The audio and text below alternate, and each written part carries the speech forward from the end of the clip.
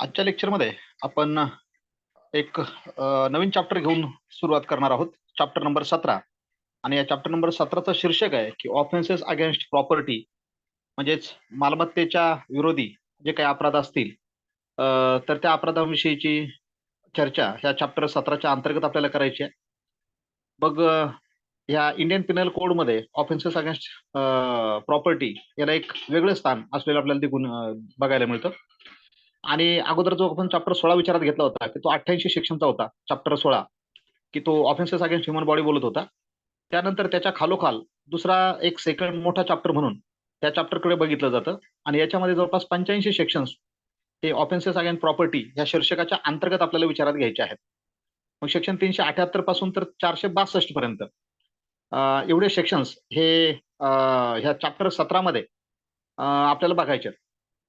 तर यामध्ये या चॅप्टरच्या अनुषंगाने ही चर्चा करत असताना आपण रॉंगफुल गेन आणि रॉंगफुल लॉस अशा काही व्याख्या सुरुवातीला विचारात घेतल्या होत्या.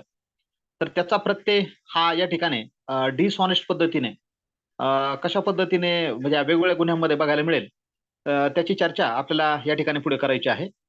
आणि मग हे जे काही गुन्हे या चॅप्टर 17 मध्ये जे सांगितले गेलेत, एकूण जवळपास 85 गुन्हे 378 ते 462 पर्यंत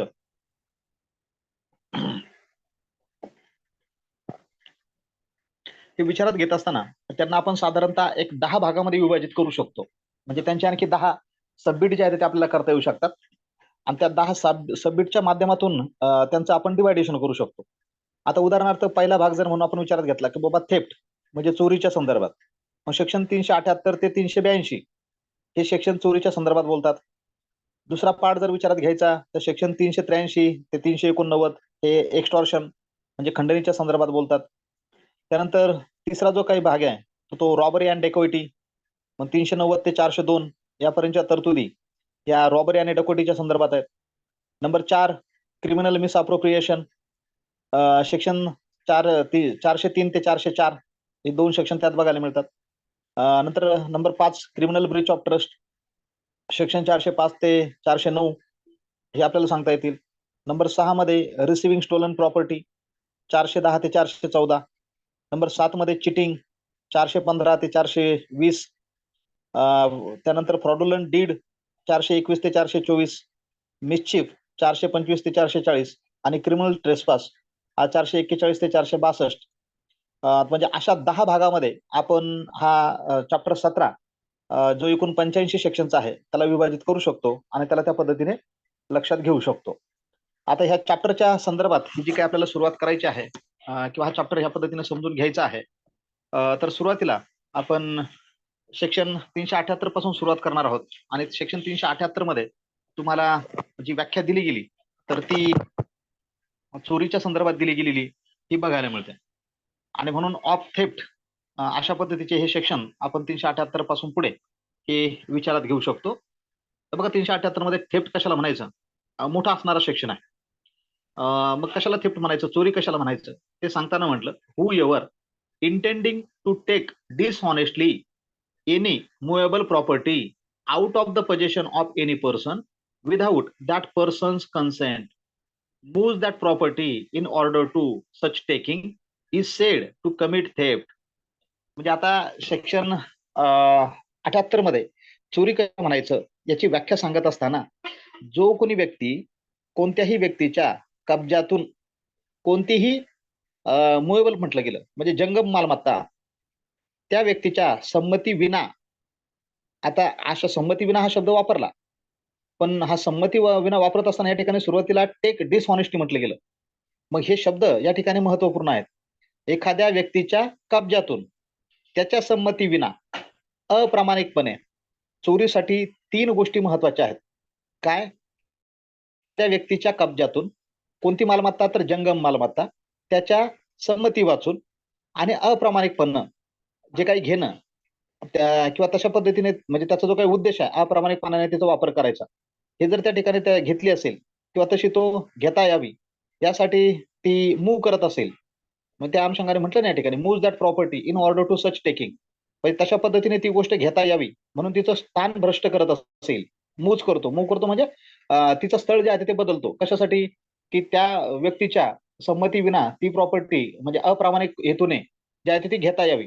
जर तशा पद्धतीचं तो करत असेल तर is said to commit a theft. म्हणजे जो कोणी कोणत्याही व्यक्तीच्या ताब्यातून किंवा कब्जातून कोणतीही जंगम मालमत्ता त्या व्यक्तीच्या संमतीविना अप्रामाणिकपणे घेऊन जाण्याच्या उद्देशाने किंवा तशी ती घेता यावी यासाठी जर ती वस्तू स्थानभ्रष्ट करतो, त्याला तो चोरी करतो असं म्हटलं जाईल. हे 378च्या माध्यमातून लक्षात घ्यायचं. म्हणजे एखादा व्यक्ती चोरी करतोय असं म्हणण्यासाठी त्या ठिकाणी काय महत्वाचं आहे? एखाद्या व्यक्तीच्या ताब्यातील ती मूव्हेबल गोष्ट असणं गरजेचं आहे आणि ती त्याच्या संमतीविना घेण्याचा त्या ठिकाणी त्याचा उद्देश हा अप्रामाणिकपणाचा असला पाहिजे. आणि हे करत असताना ती आपल्याला तशा पद्धतीने वस्तू घेता यावी ह्या हेतूने त्या गोष्टीचं तो स्थान बदलत असेल, म्हणजे ती मूव्ह करत असेल, एका ठिकाणाहून दुसऱ्या ठिकाणी वगैरे हलवत असेल, तर त्याला चोरी असं म्हणता येईल. हे 378च्या माध्यमातून लक्षात घ्यायचं. आता या संदर्भात तुम्हाला काही स्पष्टीकरणं दिलीत. त्यामध्ये पहिलं स्पष्टीकरण बघा. A thing so long as it is attached to the earth, not being movable property, is not the subject of theft, but it becomes capable of being the subject of theft as soon as it is severed from the earth. म्हणजे अशी मालमत्ता की जी जमिनीला काय केलेली आहे, जोडली गेलेली आहे, अटॅच केली गेलेली आहे. आणि मग तिला मुव्हेबल प्रॉपर्टी असं म्हणता येणार नाही. पण ज्या क्षणाला ती चोरी केली जाते, म्हणजे त्या क्षणाला ती जमिनीपासून अलग केली जाते, तर तिला मुव्हेबल प्रॉपर्टी असं म्हणता येईल. म्हणजे एका मुव्हेबल म्हणजे या ठिकाणी अपेक्षित आहे एका ठिकाणाहून दुसऱ्या ठिकाणी हलवली जाणारी.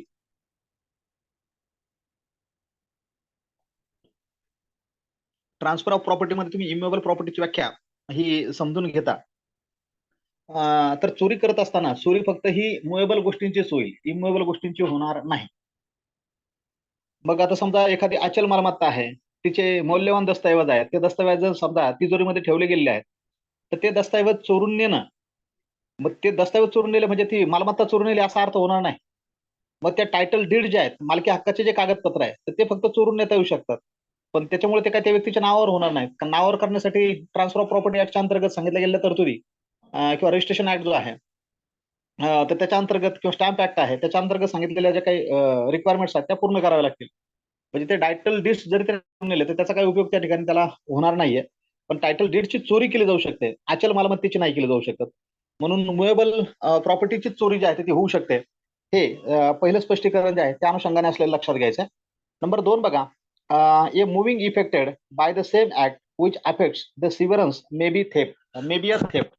आता दुसरं स्पष्टीकरण तुम्हाला दिलं आणि त्या दुसऱ्या स्पष्टीकरणाच्या माध्यमातून काय म्हटलं या ठिकाणी, की ज्या कृतीमुळे हे विलगीकरण शक्य होईल त्या योगे घडणारी स्थानभ्रष्टता जी आहे, स्थानभ्रष्टता म्हणजे एका ठिकाणाहून दुसऱ्या ठिकाणी त्याचं स्थान जे आहे ते बदलणं, तर ही चोरी असू शकेल.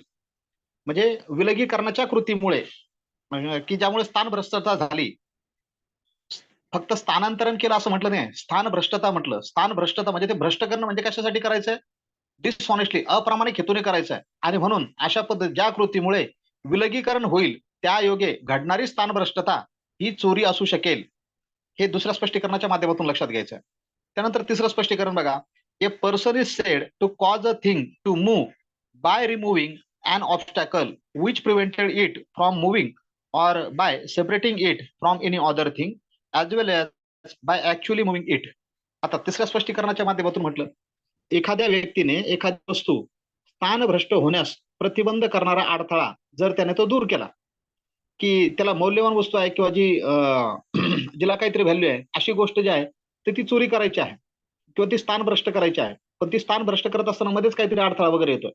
मग त्याने असा हा अडथळा जो त्याला स्थानभ्रष्ट करण्यासाठी प्रतिबंध करतोय, हा अडथळा जर त्याने दूर केला किंवा ती अन्य कोणत्याही वस्तूपासून वेगळी केल्यास व त्याचप्रमाणे ती प्रत्यक्षपणे हलवल्यास त्यामुळे ती वस्तू स्थानभ्रष्ट होण्यास ती व्यक्ती कारण झाली असे म्हटले जाते.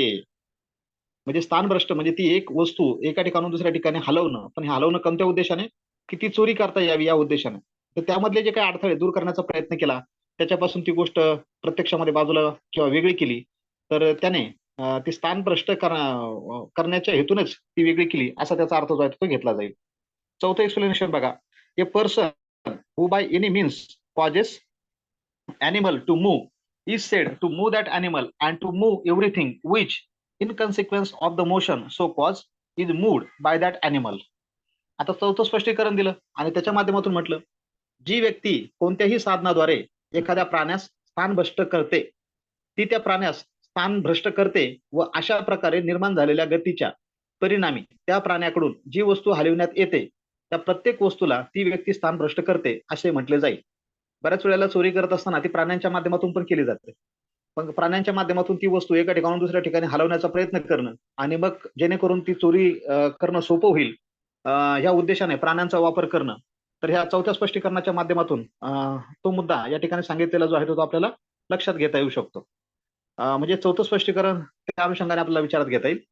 नंतर स्पष्टीकरण 5 बघा, व्याख्येमध्ये निर्दिष्ट केलेली संमती स्पष्ट किंवा उपलक्षित या अनुषंगाने म्हणताना म्हटलंय, the consent mentioned in the definition may be express or implied and may be given either by the person in possession or by any person having for the purpose authority either express or implied.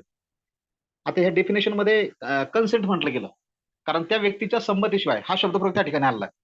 मग आता ह्या section 378 मध्ये कन्सेंटचा जो अर्थ घ्यायचा आहे तर तो त्या नेमकं काय अपेक्षित आहे, तर त्या अनुषंगाने त्या 5व्या स्पष्टीकरणामध्ये म्हटलं, व्याख्येमध्ये निर्दिष्ट केलेली संमती स्पष्ट किंवा उपलक्षित असू शकेल.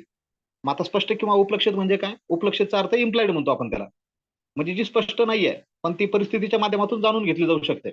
आणि ज्या व्यक्तीकडे कब्जा असेल ती व्यक्ती किंवा त्या प्रयोजनार्थ स्पष्ट किंवा उपलक्षित प्राधिकार असलेली कोणतीही व्यक्ती ती संमती जी आहे ती देऊ शकेल. मग आता ती संमती देऊ शकेल म्हणजे ती संमती विना घेणं आहे. मग संमती ती एक्सप्रेस स्वरूपाची आहे की इम्प्लाइड स्वरूपाची आहे, कारण त्याचा प्रश्न त्या चोरी केल्या जाण्याच्या अनुषंगाने हा उपस्थित होऊ शकतो. आणि म्हणून ती संमती ही एक्सप्रेस आहे की इम्प्लाइड आहे, मग ती होती की नव्हती. आणि अपेक्षित या सेक्शनला हे आहे की संमती विना, संमतीशिवाय जर जी गोष्ट घेतली असेल डिसहॉनेस्ट इंटेन्शनने तर त्याला चोरी असं म्हटलं जाईल. तर त्यामुळे ही संमती ही कशा प्रकारची असावी, कशा पद्धतीची असू शकते याचा प्रश्न, कारण चोरीच्या गुन्ह्यामधून त्या चोराला काढण्याचा प्रयत्न वकील करत असताना ह्या गोष्टींचा संदर्भ जो आहे तो येऊ शकतो. मग हे 5 स्पष्टीकरण सेक्शन 378च्या अनुषंगाने लक्षात घ्यायचे.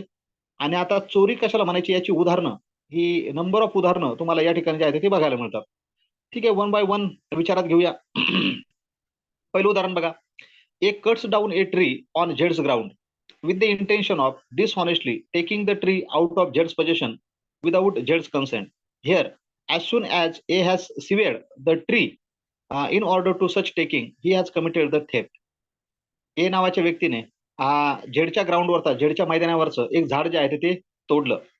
म्हणजे तोडत असताना त्याचं काय इंटेन्शन काय, की हे जे काही झाड आहे जे त्याचा मालक झेड आहे, तर ते डिसऑनेस्टली अप्रामाणिकपणानं झेडच्या ताब्यातून हे जे काही झाड आहे त्याच्या संमतीविना घेऊन जायचं, हा याचा इरादा आहे. आणि त्या इराद्याने त्याने झेडच्या ग्राउंडवरचं झाड जे आहे ते तोडलं.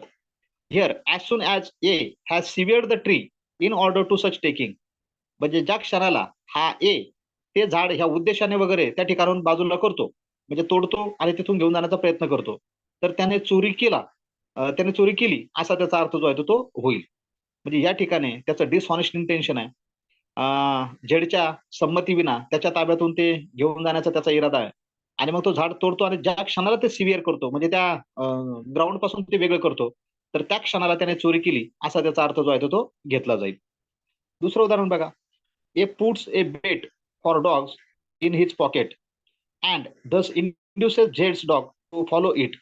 Here, if A's intention be dishonestly to take the dog out of Jed's possession without Jed's consent, A has committed theft as soon as Jed's dog has begun to follow A. आता दुसरं उदाहरण तुम्हाला दिलं गेलं की या कुत्र्याला आमिष दाखवण्यासाठी हा ए जो आहे तर ते स्वतःच्या खिशामध्ये काही वस्तू ठेवतो, आणि अशा प्रकारे त्या झेडच्या कुत्र्याला तो फसवतो की तो कुत्रा त्याच्या मागे यावं म्हणून. आता या ठिकाणी हे याचं जे काही इंटेन्शन आहे ते dishonestly to take the dog out of झेड्स पोझेशन विदाउट झेड्स कन्सेंट, तर तो झेडचा कुत्रा झेडच्या संमतीशिवाय अप्रामाणिकपणाने झेडच्या ताब्यातून घेऊन जावं, असा हा एचा इरादा आहे. मग A has committed theft as soon as झेड्स dog has begun to follow A, ज्या क्षणाला झेडचा कुत्रा हा येणे दाखवलेल्या त्या वस्तूच्या आमिषाने म्हणजे एचा पाठलाग करायला लागतो, तर त्या क्षणापासून तो हा ए जो आहे त्याने झेडच्या कुत्र्याची चोरी केली असा त्याचा अर्थ त्या ठिकाणी जो आहे तो घेतला जाईल. तिसरं उदाहरण बघा. A meets a bullock carrying a box of treasure. He drives the bullock in a certain direction in order that he may dishonestly take the treasure. As soon as the bullock begins to move, A has committed theft of the treasure. आता तिसरं उदाहरण दिलं तुम्हाला. ह्या एला एक म्हणजे खजिन्याने भरलेली पेटी वाहून नेणारा एक बैल दिसतो आणि तो जो काही खजिना आहे तो अप्रमाणित घेऊन जाण्यासाठी तो त्या बैलाला विशिष्ट दिशेने जे आहे तो हाकतो आणि बैल सुद्धा त्या दिशेने चालू लागतो. तर याचा अर्थ असा की ह्या एने त्या खजिन्याची चोरी केली असा त्याचा अर्थ त्या ठिकाणी जो आहे तो काढला जाईल. त्यानंतर चौथं उदाहरण बघा. A being Z servant and interested by Jed with the care of Jed's plate, dishonestly runs away with the plate without Jed's consent. A has committed a theft. आता ये हा झेडचा नोकर आहे आणि या झेडची मौल्यवान भांडी सांभाळण्याचं काम या झेडने त्या एला सोपवलेलं आहे. मग असं असताना त्या झेडच्या संमती वाचून अप्रामाणिकपणानं ती मौल्यवान भांडी घेऊन जर हा ए पळाला तर त्या एने झेडची चोरी केली असा त्याचा अर्थ जो आहे तो होईल. हे चौथ्या उदाहरणाच्या माध्यमातून लक्षात घ्यायचंय. त्यानंतर पाचवं उदाहरण बघा. Z going on a journey entrust his plate to A the keeper of the warehouse till Z shall return. A carries the plate to a goldsmith and sells it. Here the plate was not in झेड्स possession. It could not therefore be taken out of Jed's possession and A has not committed theft, though he may have committed criminal breach of trust. आता तुम्हाला पाचवं उदाहरण दिलं आणि पाचव्या उदाहरणामध्ये काय सांगितलं. झेड जो आहे तो प्रवासाला जातो आणि मग तो बाहेर जातोय तर अशा वेळेला त्याच्याकडे असणारा जो काही प्लेट जे म्हटलं गेलं म्हणजे किंवा जी काही मौल्यवान भांडी आहेत ती भांडे तो त्या ठिकाणी एका व्यक्तीकडे वेअर हाऊस म्हणजे ज्याला वखार मालक वगैरे असं आपण म्हणू शकतो त्या वखार मालकाकडे जे आहे ते सांभाळण्यासाठी देतो आणि जोपर्यंत झेड वापस येत नाही तोपर्यंत म्हणजे ती येणे म्हणजे हा वखार मालक जो आहे त्याने ती सांभाळावी असं त्याला त्या ठिकाणी सांगण्यात आलं. आणि मग पुढे म्हटलं गेलं A carries the plate to a goldsmith and sells it. मग हा ए ते जे काही मौल्यवान धातू हा झेडने ए कडे ठेवला होता तर तो झेड गावाला गेलेला असताना हा ए त्या सोनाराकडे घेऊन जातो आणि त्याला विकतो. Here the plate was not in झेड्स पोझेशन. आता जे काही मौल्यवान धातू झेड ए कडे देऊन गेला होता आणि आता ते झेडच्या ताब्यामध्ये नाही आहेत. मग सेक्शन 378 काय म्हटलंय. From the possession of person. आता हे झेडचं पोझेशन त्या ठिकाणी नाहीये. पोझेशन कोणाचं आहे एचं आहे. मग असं असताना here the plate was not in झेड्स possession. It could not therefore be taken out of झेड्स पोझेशन. मग आता हे मौल्यवान धातू जो काही त्याने झेडने ए कडे दिला होता तो आता झेडच्या पोझेशन मध्ये नाहीये. तो एच्याच पोझेशन मध्ये. मग ते पोझिशन मध्ये असताना हा येणे काय केला. तो धातू घेतला आणि सोनाराकडे नेऊन त्याला विकून टाकला. मग याला चोरी म्हणता येईल का. तर याला चोरी म्हणता येणार नाही. तर त्याने तो थेफ्ट केलं नाही. मग आता गुन्हा तर झालाय. मग कोणता गुन्हा केला. Though he may have committed criminal breach of trust. तर याने काय केला. याने कोणता गुन्हा केला मग क्रिमिनल ब्रीच ऑफ ट्रस्ट. तर त्याने फौजदारी पात्र विश्वासघात केलेला असा गुन्हा हा याला जे आहे ते म्हणता येईल. कारण ह्या झेडने जाताना एकडे विश्वासाने ते मौल्यवान धातू ठेवला होता आणि ज्या वेळेला मी प्रवासाहून वापस येईल त्यावेळेला तुम्हाला परत कर असं त्याला सांगितलेलं होतं. आता हा मौल्यवान खजाना जो आहे किंवा धातू जो आहे तो याच्या ताब्यामध्ये विश्वासाने दिला आणि मग झेड जेव्हा वापस येईल तेव्हा त्यांना तो विश्वासाने वापस करणं अपेक्षित होतं. पण झेड गावाला गेल्यानंतर दरम्यानच्या काळात हा तो सोना घेऊन गेला आणि त्याला विकला. मग याने थेफ्ट केली का. तर थेफ्ट म्हणण्यासाठी त्या व्यक्तीच्या पोझेशन मधून ती वस्तू त्याच्या संमती विना अप्रामाणिक उद्देशाने घेणं हे अपेक्षित असतं. आता झेडच्या पोझिशन मध्ये ते दागिने जे आहेत किंवा धातू जो आहे तो नाहीये. मग तो कोणाच्या पोझिशन मध्ये होता याच्याच पोझिशन मध्ये होता. पण त्याच्याकडे तो विश्वास टाकला होता की तो सांभाळून ठेवील. मग त्या विश्वासाचा याने घात केला. दॅट विश्वासघात is non as the criminal breach of trust. तर त्याला चोरी म्हणता येणार नाही. तो क्रिमिनल ब्रीच ऑफ ट्रस्ट असलेला तुम्हाला बघायला मिळेल. पाचवं उदाहरण त्या अनुषंगाने सांगता येईल. त्यानंतर सहावं उदाहरण बघा. A finds a ring belonging to Z on a table in the house which Z occupies. Here, the ring is in Jed's possession, and if A dishonestly remove it, A commits a theft. आता A घरी जातो, Z स्वतःच्याच घरात असणाऱ्या जे काही टेबलवरती त्याची अंगठी ही काढून ठेवतो. ते घर झेडचं स्वतःचं आहे. म्हणजे याचा अर्थ त्या टेबलावर त्याने ठेवलेली रिंग ही त्याच्या ताब्यामध्ये आहे. Here the ring is in झेड्स position and if A dishonestly remove it, आणि जर अप्रामाणिकपणाने ती रिंग हा ए जर त्या ठिकाणाहून घेत असेल तर एने चोरी केली असा त्याचा अर्थ जो आहे तो होईल. हे 6व्या उदाहरणाच्या माध्यमातून लक्षात घ्यायचं. 7वं उदाहरण बघा. A finds a ring lying on the high road not in the position of any person. A by taking it commits no theft though he may commit criminal misappropriation of property. आता A नावाचा व्यक्ती रस्त्याने चालला आणि रस्त्याने चालता चालता त्याला रस्त्यावरती एक सोन्याची अंगठी ही पडलेली दिसली. आता ती सोन्याची अंगठी रोडवर पडली म्हणजे ती कोणाच्या ताब्यात नाहीये, मग ती कोणाच्या पोझिशन मधून त्याने घेतली नाही. आणि मग जर ती एने त्या ठिकाणून ती अंगठी घेतली तर मग त्याने चोरी केली का, तर त्याला चोरी म्हणता येणार नाही. कारण चोरी करण्यासाठी ती वस्तू कोणाच्या तरी ताब्यात असणं गरजेचं आहे, हे लक्षात घ्या. आता रस्त्यावर सापडलेली जी काही अंगठी आहे तर ती अंगठी अशा पद्धतीने ती एने घेतली, पण मग एने घेतली म्हणजे ती चोरी केलेली नाही. मग दो ही मे कमिट, त्याने चोरी जरी केली नसली तरी पण त्याने मग काय केलं, criminal miss appropriation of property. ती प्रॉपर्टी त्याच्या स्वतःची मग मालकीची नाही आणि ती मौल्यवान वस्तू आहे, मग ती कोणाची तरी असणार आहे. तर त्याने रिझनेबल त्या ठिकाणी शोध घ्यायला पाहिजे होता, जी कोणाची असेल त्याला ती कशा पद्धतीने देता येईल, किंवा मग त्याला ती पोलीस स्टेशनला जमा करणं गरजेचं होतं. म्हणजे आता त्याने ती चोरी जरी केली नाही तर त्याने क्रिमिनल मिसअप्रोप्रिएशन ऑफ प्रॉपर्टी, मालमत्तेचा फौजदारी गैरवापर करणं, अशा पद्धतीचा गुन्हा हा जो आहे तो त्याच्याकडून झाला असं या ठिकाणी म्हणता येईल. त्यामुळे रस्त्याला अशी काही वस्तू सापडली तर पुन्हा त्याच्या बाबतीत असं काही करू नका. जो कोणी असेल त्याचा शोध घ्या आणि नाही सापडला तर मग पोलीस स्टेशनला जमा करा. असा प्रामाणिकपणा माणूस म्हणून आपल्यामध्ये असावा असं अपेक्षित आहे. त्यानंतर पुढचं उदाहरण बघा, जे सबक्लॉज एच मध्ये सांगितलं. A sees a ring belonging to Z lying on a table in झेड्स house, not venturing to misappropriate the ring immediately for fear of search and detection. A hides the ring in a place where it is highly improbable that it will ever be found by Z, with the intention of taking the ring from the hiding place and stealing it when the loss is forgotten. Here A, at the time of first moving the ring, commits the theft. आता तुम्हाला हे जे काही उदाहरण या ठिकाणी सांगितलं की ज्याच्या माध्यमातून म्हटलं, हा ए जो आहे तर तो त्या झेडच्या घरामध्ये असणारी टेबलावर एक अंगठी बघतो आणि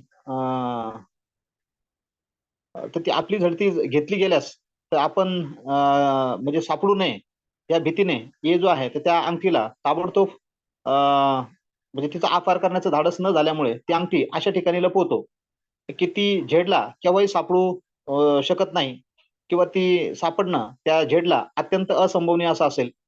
मग त्यापाठी त्याचा उद्देश हा असतो की ती हरवल्याचा विसर पडल्यानंतर ती अंगठी जेथे याने लपवली होती त्या जागेमधून ती अंगठी काढून घ्यावी आणि ती विकावी. मग ह्या बाबतीत येणे ती अंगठी प्रथम ज्या वेळेला त्या ठिकाणाहून ती हलवली त्याच वेळेला त्याने चोरी केली असा त्याचा अर्थ जो आहे तो होईल. हा सबक्लोज एच मध्ये तुम्हाला जे उदाहरण सांगितलं ना त्याच्या माध्यमातून लक्षात घ्यायचं. म्हणजे त्या जो काही प्रताप हा येणे झेडच्या घरामध्ये जाऊन केला, तर ज्या क्षणाला त्याने त्या ठिकाणाहून ती टेबलावरून अंगठी उचलली म्हणजे त्याने त्याच वेळेला डायरेक्ट ती चोरी करण्याचा म्हणजे ते उद्देश ठेवून ती त्या ठिकाणाहून ती म्हणजे लांबवली नाही, तर त्या ठिकाणून ती अशा पद्धतीने लपवली की ती झेडला पुन्हा सापडणं शक्यच होऊ नये. आणि मग काही दिवसानंतर ते हरवल्याचा विसर पडेल आणि मग तो विसर पडल्यानंतर मग हा ए पुन्हा जाऊन त्या ठिकाणाहून ती अंगठी घेईल आणि मग तो विकेल. अशा पद्धतीचा जर त्याचा उद्देश असेल तर या ठिकाणी ज्या वेळेला पहिल्यांदा त्याने ती रिंग त्या ठिकाणाहून उचलली आणि बाजूला ठेवली त्या क्षणाला त्याने चोरी केली असा त्याचा अर्थ जो आहे तो होईल. हे याच्या माध्यमातून लक्षात घ्यायचंय. पुढे उदाहरण आहे बघा. A delivers his watch to Z, a jeweller, to be regulated. Z carries it to his shop. A, not owing to the jeweler any debt for which the jeweler might lawfully detain the watch as a security, enters the shop openly, takes his watch by force out of Zed's hand, and carries it away. Here, A, though he may have committed criminal trespass and assault, has not committed theft, in as much as that he did was not done dishonestly. आता तुम्हाला हे I जे उदाहरण दिलं की हा ए नावाचा व्यक्ती, त्याचं जे काही घड्याळ आहे तर ते घड्याळ रेग्युलर करण्यासाठी म्हणजेच नियमित करण्यासाठी किंवा ते दुरुस्त करण्यासाठी हे झेड नावाच्या व्यक्तीकडे म्हणजे त्या दुकानदाराकडे देतो. आणि मग हा झेड जो आहे तो ते घड्याळ त्याच्या स्वतःच्या दुकानामध्ये नेतो की ज्याच्याबद्दल ते घड्याळ तारण म्हणून झेडने स्वतःकडे ठेवून घ्यावं अशा पद्धतीचाही त्या ठिकाणी काही म्हणजे इरादा नसतो किंवा तशा पद्धतीचा काही व्यवहार पण नसतो किंवा एने झेडकडून तशा पद्धतीचं काही ऋण पण घेतलेलं नसतं. आणि मग ते हा झेड ते दुकानात घेऊन जातो आणि त्या ठिकाणी ठेवतो. तर हा ए जो आहे तर त्या दुकानामध्ये उघडपणे शिरतो आणि त्या झेडच्या हातातून घड्याळ जे आहे ते हिसकावून घेऊन निघून जातो. मग ह्या बाबतीत हा एने जो आहे तर तो फौजदारी पात्र अतिक्रमण आणि हमला केलेला असला तरी त्याने चोरी केली असं होत नाही.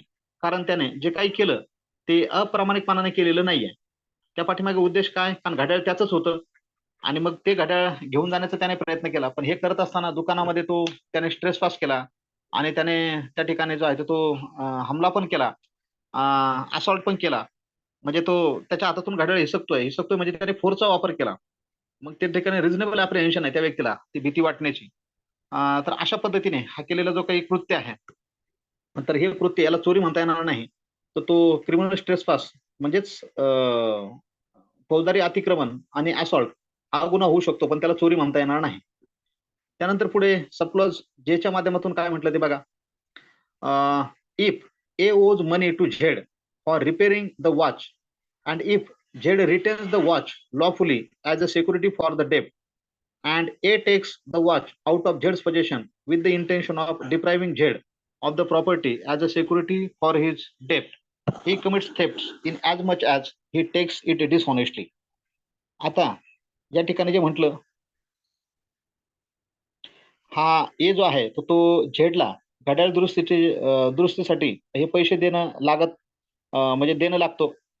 आणि मग ह्या झेडने जे काही दुरुस्तीचे पैसे याची प्रतिभूती म्हणून म्हणजे सिक्युरिटी म्हणून कायदेशीर पद्धतीने ते घड्याळ जे आहे ते स्वतःकडे ठेवून घेतलं. आणि मग त्या झेडला त्या कर्जाची सिक्युरिटी म्हणजे जे काही त्याने केलेला जो काही खर्च म्हणजे रिपेअरिंगचा जो काही दुरुस्तीचा पैसा त्याला मिळणं गरजेचं आहे कोणाला? झेडला. तर त्या झेडला ती पैसे न देता त्याला वंचित ठेवण्याच्या हेतूने हा जो काही ए आहे तर त्या झेडच्या कब्जामधून ते घड्याळ जे आहे ते काढून घेतो. तर आणि हे करत असताना त्याचा तो अप्रामाणिकपणाने घड्याळ जर काढून घेत असेल तर त्या अप्रामाणिकपणापर्यंत त्याने चोरी केली असा त्याचा अर्थ होतो. या उदाहरणात काय लक्षात घ्यायचंय? एने त्याचं घड्याळ झेडकडे रिपेअर करायला दिलं. मग रिपेअरचा जो काही खर्च झाला तर तो खर्च ए हा झेडला देणं लागतो.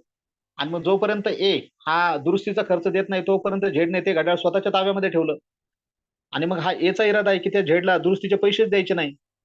आणि मग अशा पैसे न देता ते घड्याळ घेऊन जाण्याचा इरादा जेव्हा हा झेड ठेवतो अप्रामाणिकपणाचा, घड्याळ जरी ह्या एचं स्वतःचं जरी असलं आणि झेडच्या ताब्यातून तो घेऊन जाण्याचा प्रयत्न करतो तरी त्याने या ठिकाणी जे आहे ती चोरी केली. कारण ते सिक्युरिटी डेप्ट म्हणून त्याने त्या ठिकाणी या झेडने ते घड्याळ जे आहे ते डांबून ठेवलेलं आहे किंवा रिटर्न करून ठेवलेलं आहे.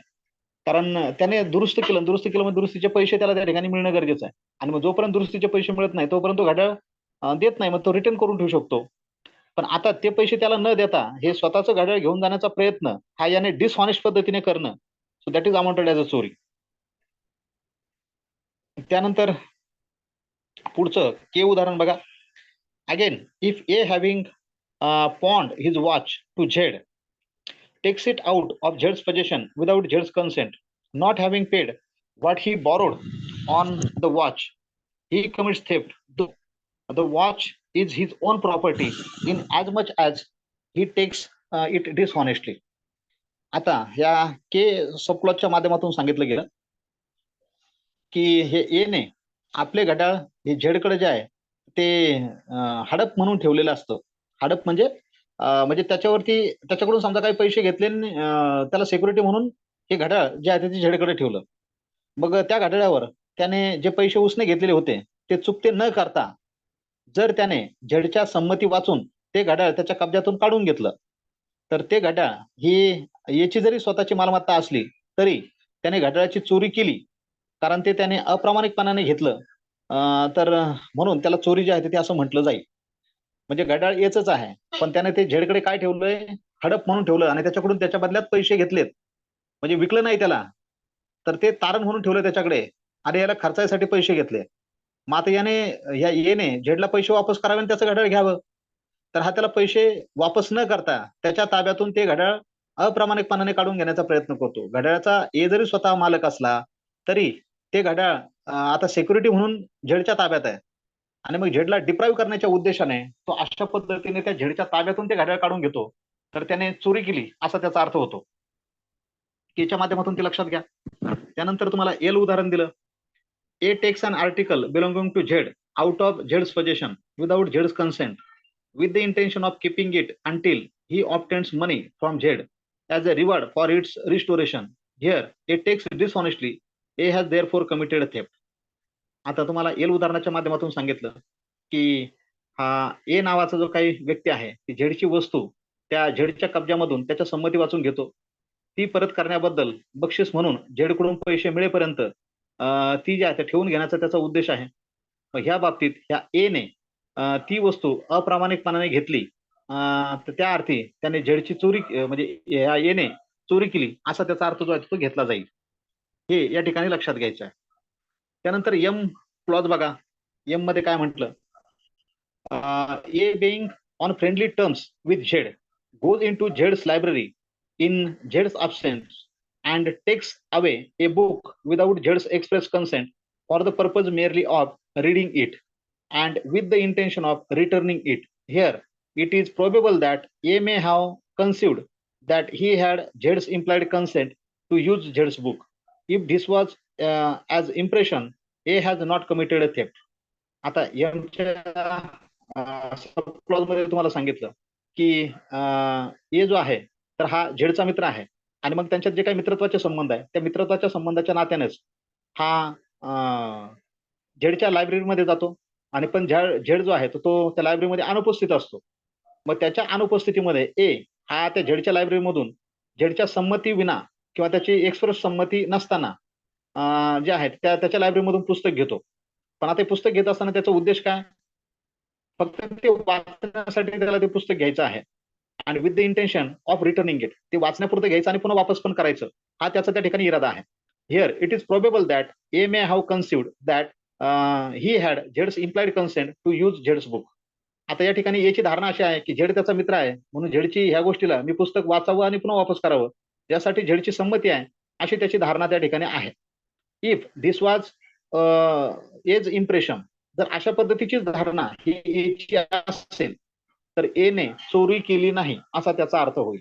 पण ए ने जर समजा झेड नसताना त्याच्या लायब्ररीमध्ये गेला, त्याच्या संमती वाचून त्या ठिकाणाहून पुस्तक वगैरे घेतले आणि ते पुस्तक झेडला पुन्हा कळूच नाही की त्या ठिकाणाहून कोणी नेले म्हणून आणि ते स्वतःलाच ठेवून घ्यावे या उद्देशाने जर ए ने त्याच्या लायब्ररीमधून अशी पुस्तकं जर आणली असती तर ती चोरी झाली असती. पण या ठिकाणी ए आणि झेडचे मित्रत्वाचे संबंध आहे. हा ए झेडच्या अनुपस्थितीमध्ये त्या लायब्ररीमध्ये जातो, त्या ठिकाणून पुस्तक घेतो. ते पुस्तक घेण्यापाठीमागे इरादा त्याचा असा असतो की ते वाचण्यापुरतं स्वतःकडे ठेवावं, वाचणं झाल्यानंतर पुन्हा त्या ठिकाणी जे आहे ते नेऊन ठेवावं. आणि हे पुस्तक घेत असताना तो या इम्प्रेशन मध्ये आहे, अशा प्रभावामध्ये आहे की आपण हे जे काही कृत्य करतोय यासाठी झेडची मुख संमती आहे.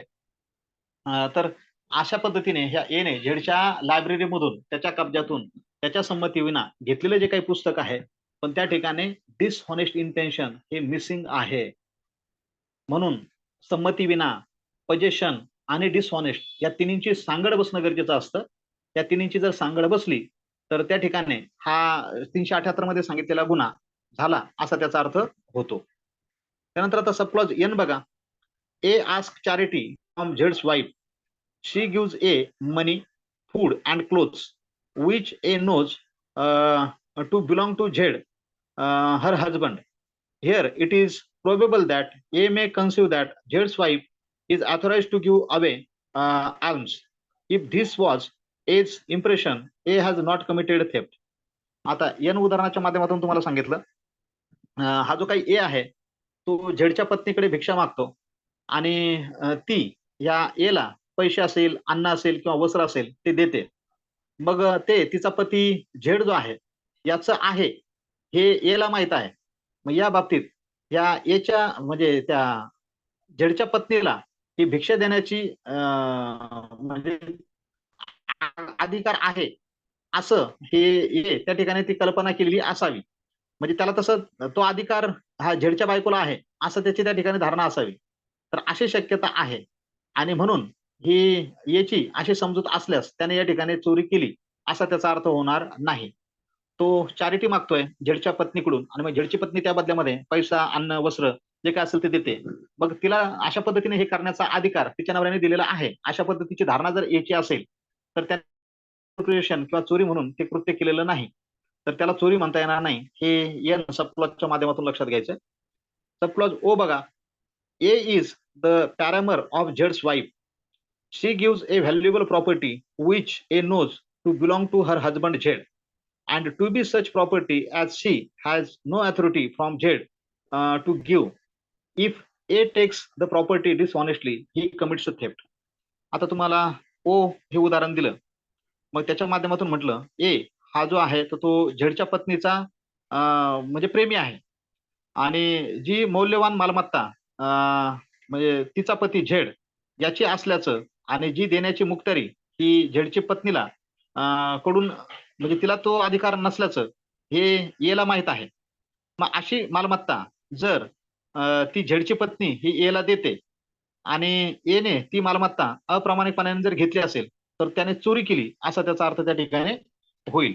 म्हणजे आता पहिल्या उदाहरणात आणि दुसऱ्या उदाहरणामध्ये एचं स्थान बदललं. स्थान बदलल्याबरोबर त्याचं इंटेन्शन सुद्धा बदललं आणि म्हणून देणारी व्यक्ती सेम आहे.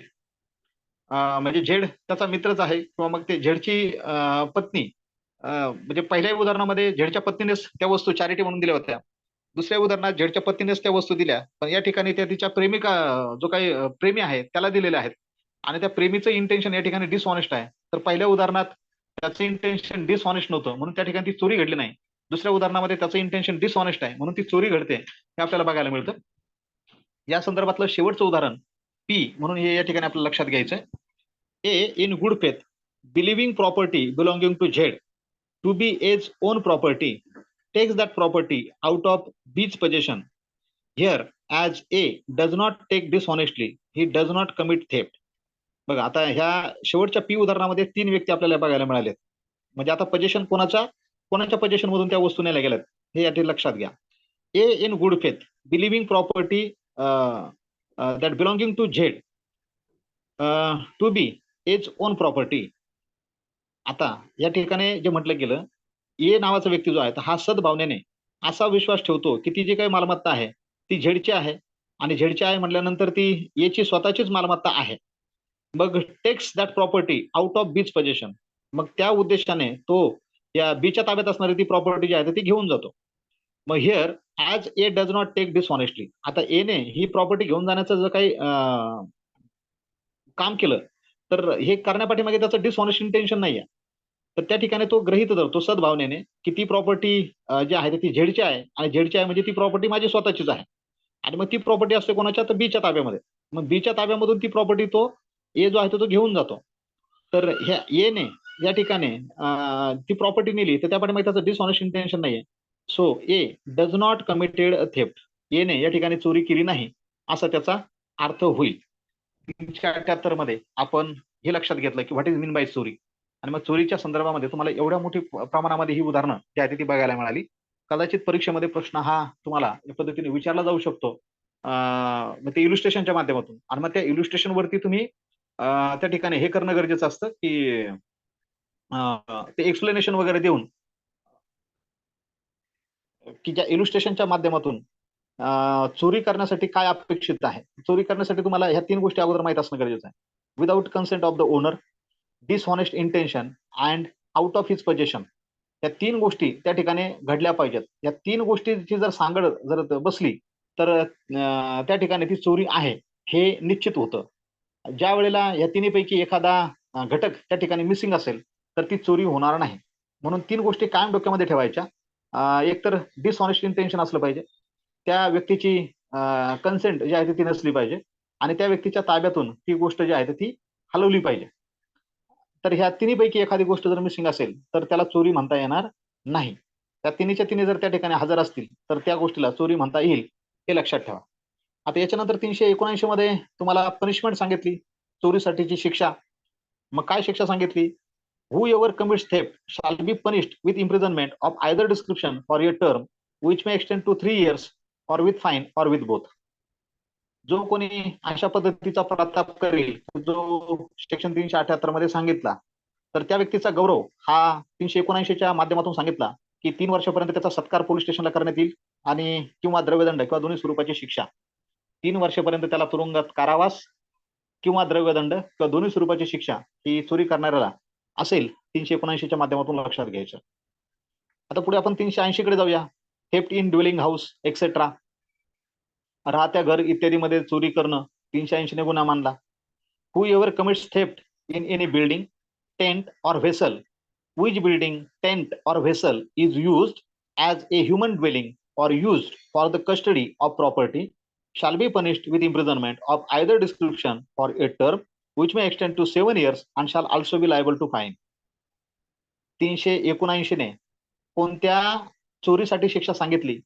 तर ती सर्वसाधारण पद्धतीची चोरी, त्याबद्दल शिक्षा सांगितली.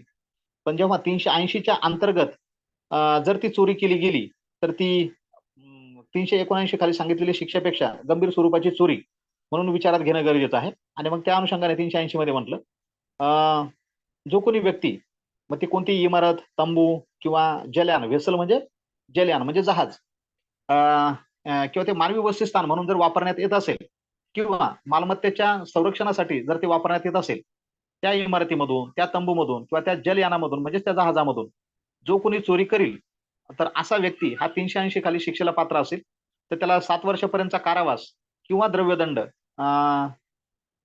किंवा दोन्ही स्वरूपाची शिक्षा जी आहे तर ती त्याला होईल.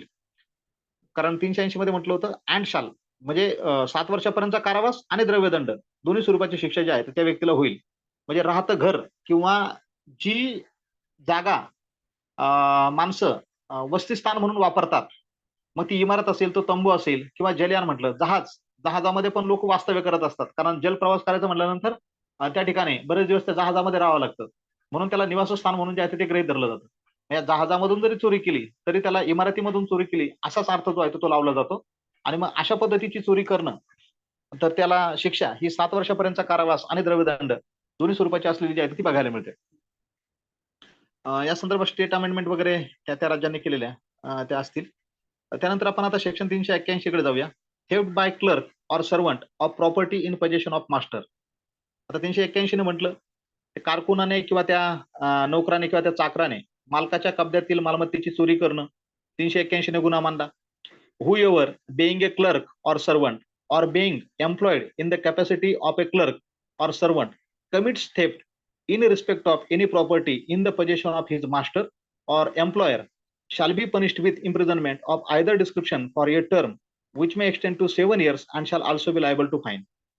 आता 381 असं म्हणतो, जो कोणी स्वतः कारकून किंवा चाकर असताना अथवा कारकून किंवा चाकर या नात्याने कामावर लावलेला असताना त्याच्या मालकाच्या किंवा त्याचा जो कोणी नियोक्त आहे, ज्याची नियुक्ती करणारा त्याचा जो कोणी नियोक्त असेल, त्याच्या कब्जातील कोणत्याही मालमत्तेच्या संबंधात जर त्याने चोरी केली तर त्याला 7 वर्षापर्यंतची शिक्षा आणि द्रव्यदंड अशा दोन्ही स्वरूपाची शिक्षा ही 381 खाली जी आहे ती होऊ शकेल. त्यानंतर आता 382 बघा. Theft after preparation made for causing death, hurt or restraint in order to the committing of the theft. आता 382 असं म्हणतो, चोरी करण्यासाठी मृत्यू, दुखापत किंवा निरोध घडवून आणण्याच्या पूर्वतयारी करून चोरी करणं. चोरी करण्यासाठी मृत्यू, दुखापत किंवा त्या ठिकाणी रिस्ट्रेंट म्हटलं गेलं. रिस्ट्रेंट म्हणजे आपण ज्याला म्हणतो विरोध किंवा त्याला निरोध असं म्हणता येईल. मग घडून आणण्याच्या पूर्वतयारी करून उद्देशाने चोरी करणं हा 382 न गुन्हा मानला. मग 382 असं म्हणतं, whoever commits theft having made preparation for causing death or hurt or restraint or fear of death or of hurt or of restraint to any person in order to the committing of such theft or in order to the effecting of his escape after the committing of such theft or in order to retaining of property taken by such theft shall be punished with rigorous imprisonment for a term which may extend to 10 years and shall also be liable to fine. आता 382 असं म्हणतो की चोरी करण्यासाठी मृत्यू, दुखापत किंवा निरोध घडवून आणण्याची पूर्वतयारी करून चोरी करणं. मग हे सांगत असताना म्हटलं गेलं की जो कोणी चोरी करण्यासाठी किंवा अशी चोरी केल्यानंतर पळून जाणं सोयीचं व्हावं, किंवा अशा चोरीमध्ये चोरलेली मालमत्ता ही ठेवून घेता यावी, किंवा कोणत्याही व्यक्तीच्या बाबतीत मृत्यू असेल किंवा दुखापत असेल किंवा निरोध घडवून आणण्याची अथवा मृत्यूचे, दुखापतीचं अथवा निरोधाचे भय निर्माण करण्याची जर तो पूर्वतयारी करून चोरी करील, तर अशा व्यक्तीला हे 10 वर्षापर्यंत सश्रम कारावासाची शिक्षा आणि द्रव्यदंड अशा दोन्ही स्वरूपाची शिक्षा जी आहे ती होईल. हे 382च्या माध्यमातून सांगितलेलं लक्षात घ्यायचं आहे.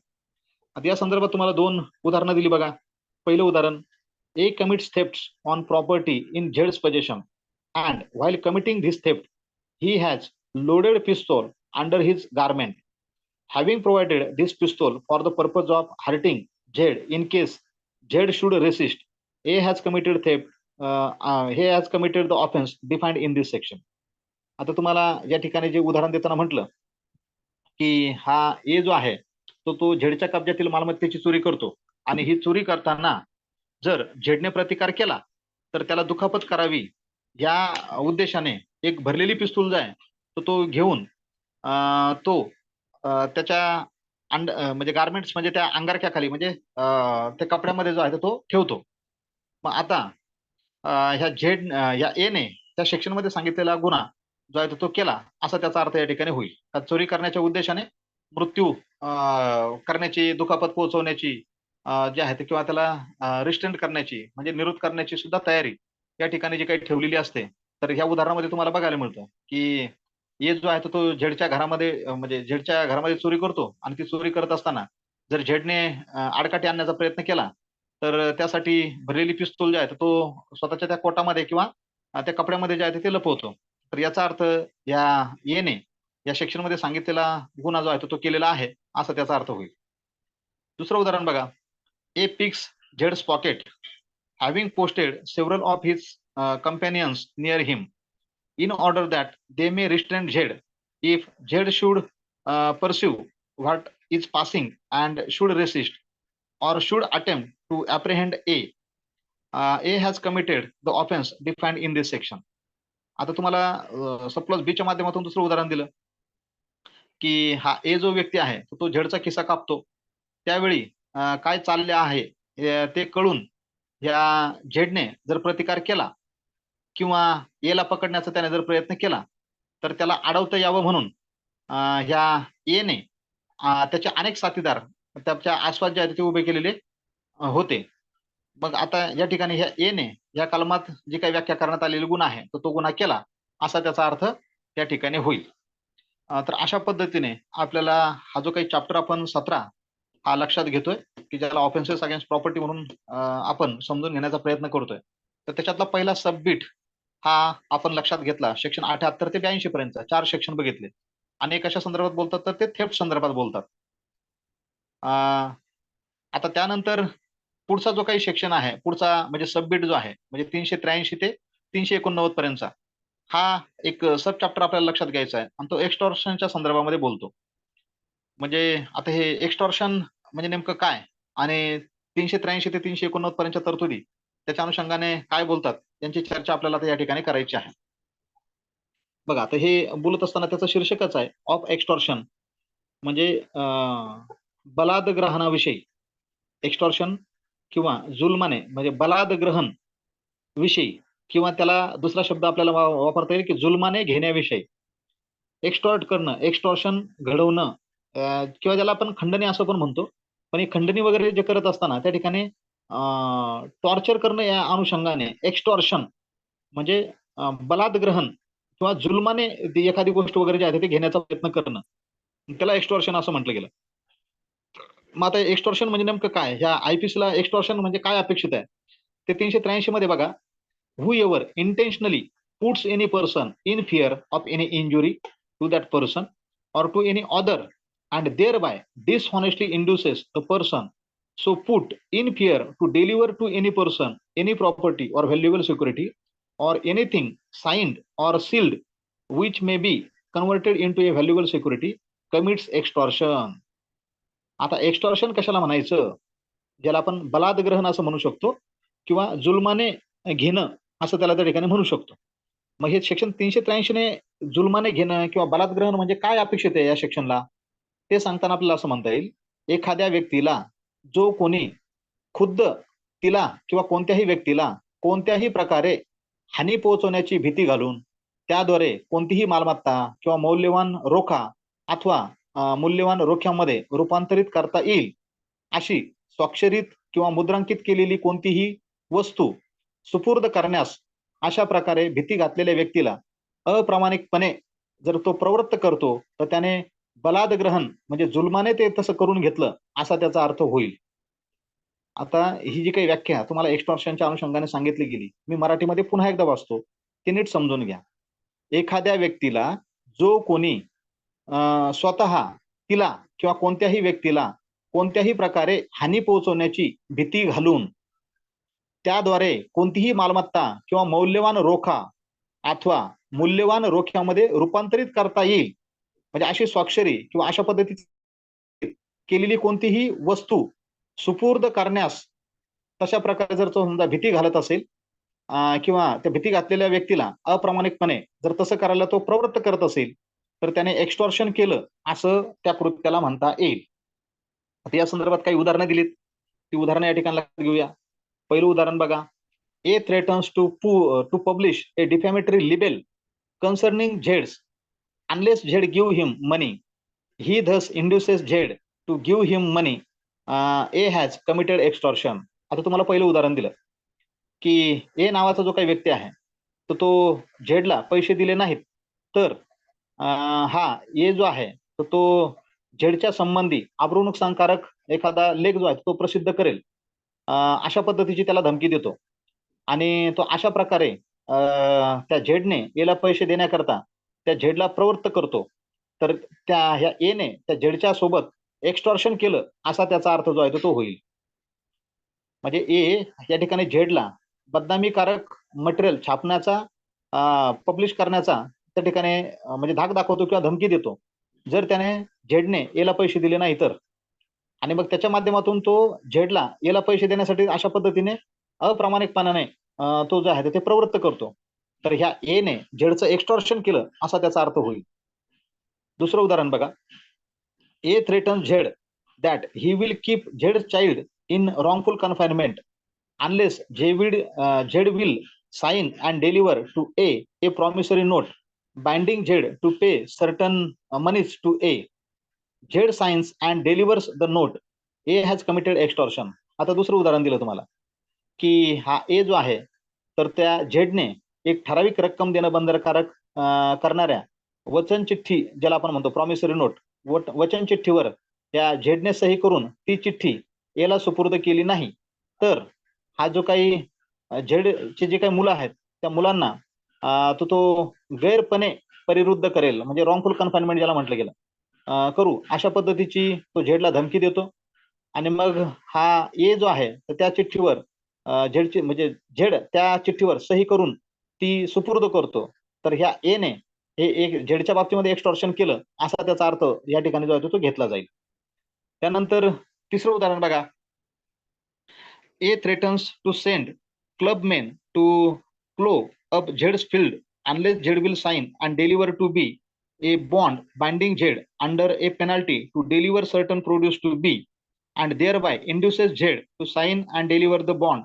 A has committed extortion. आता तिसरं उदाहरण दिलं की हा ए नावाचा व्यक्ती हा शेतीचं ठराविक उत्पन्न जे आहे ते त्याला मिळावं अशा पद्धतीचं झेडला त्या ठिकाणी वगैरे धमकावतो.